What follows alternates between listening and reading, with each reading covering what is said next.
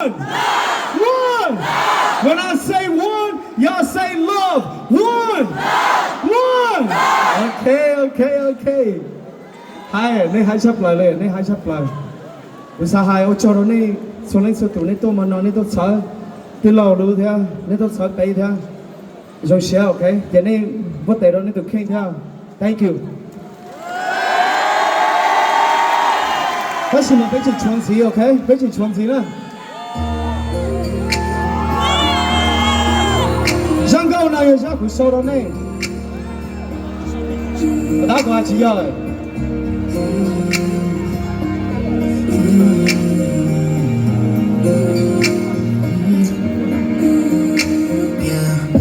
Mấy chỉ nhung gì, tên nó chỉ xa xa lạ, cái gì khó complete, ôn đâu có xa xa giòn, nhà chỉ mất nên thì chỉ một cú, ôn đâu có bông đâu có mua, nên bao khắp thế thì nên bao khó rong, lo nên chỉ cứ của đôi, trái tôi này rồi cũng là tao lên nào, cha này chỉ qua cô sai thâu cứ từng đó.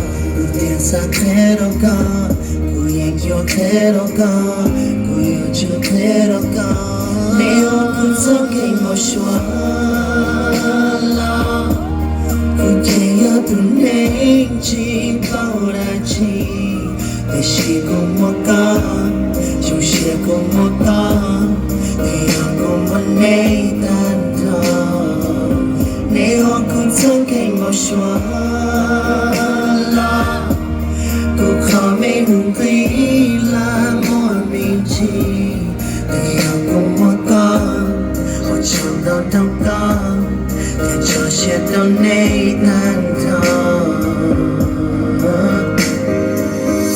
giờ tay em mau cho cô chỉ xa chờ là cô thêm tao nhau cô nụ nê cô tự chỉ kinh thì cô tự chỉ sống là cho nên muốn nên làm chênh nhà chỉ mình này thì cô tự chỉ môi khó đàn mình là khen tao lo thằng cô mình đứa cô hút tao nên nó nên lo cái nó to cũng to khác sao mà đã chỉ là cô sao là cái yên trong lòng chỉ đã sẽ thao túng trong hoa kia sống thao túng trong mình nó cô thấy sao thế đâu cả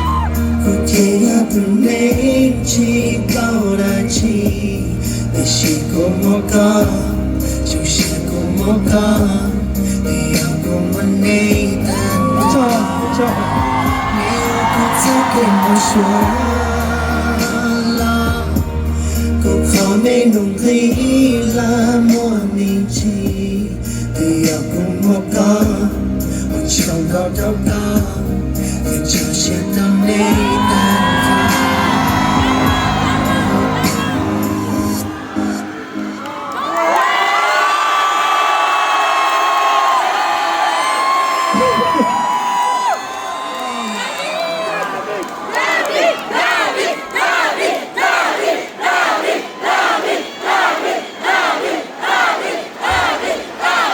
Thank you. Pacho.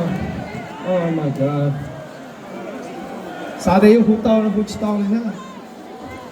Nó chỉ mong được luôn chơi được cái phương cái chấp lại. Nó chỉ muốn này chỉ muốn cô, okay? Này sao?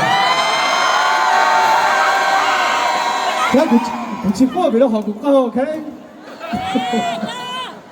nào rằng có được những sau đó nên cái tia của xã thì có hút tao đó sao cũng hút tao ở cho nó đây ok ở trong